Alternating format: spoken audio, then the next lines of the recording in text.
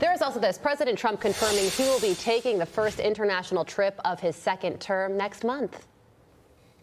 We're going to Qatar also, and also we're going to possibly a couple of other countries. UAE is very important. It's a great leader in UAE and Saudi Arabia, the three of them, and then we'll go other places also. But in the Middle East, those seem to be the three. Retired Navy Admiral Mark Montgomery is a senior fellow at the Foundation for Defense of Democracies, and he joins me now.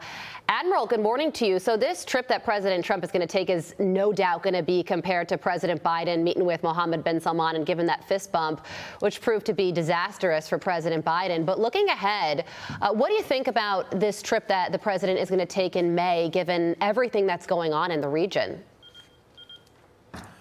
Well, thank you for having me, Carly. And I think this trip is indicative of the importance that President Trump puts on these three countries and their role, along with Israel, in countering Iranian bad behavior in the Middle East.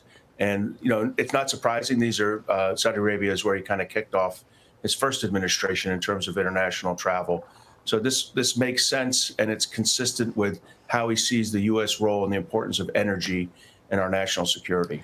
Well, rhetoric has ramped up between the United States and Iran. President Trump said that if Iran doesn't make a nuclear deal, there will be bombings. And Iran's supreme leader responded by vowing a strong counterattack. So just words right now. But what are the chances that we are heading towards military conflict? You know, I think it's high both over the issue of Iran's failure to give up its nuclear aspirations, but also over Iran's support for proxy groups in the Middle East, like the Houthis in Yemen. In fact, if we ever want to stop all the Houthi attacks on shipping and on our naval ships in the Red Sea, I think we're eventually going to have to hold the true antagonist there, Iran, accountable with attacks on Iran's ports and missile production facilities. Yeah, and the president just sent this warning to the Houthis, saying the choice for the Houthis is clear. Stop shooting at U.S. ships, and we will stop shooting at you. Otherwise, we have only just begun, and the real pain is yet to come for both the Houthis and their sponsors, Iran, to your point. But I also want to talk about the war in Ukraine. President Trump made a big statement over the weekend saying that he's ticked off with Vladimir Putin and threatened secondary sanctions if they don't come to the table.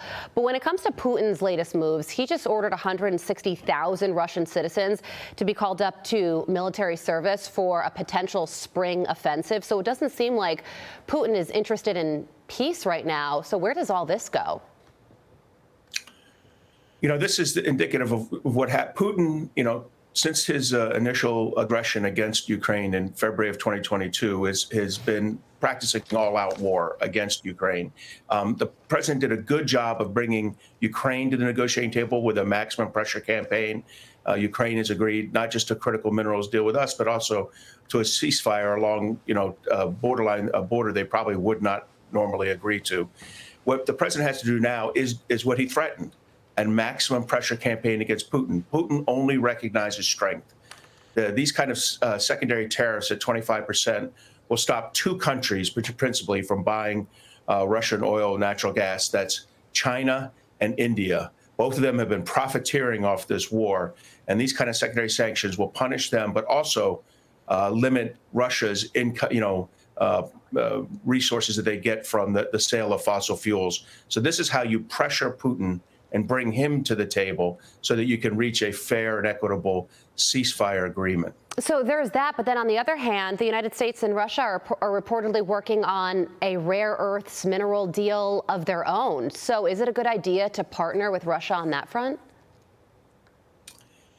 You know, I think that's a Russian offer right now that they're just trying to entice and distract the president from that idea of a maximum pressure campaign.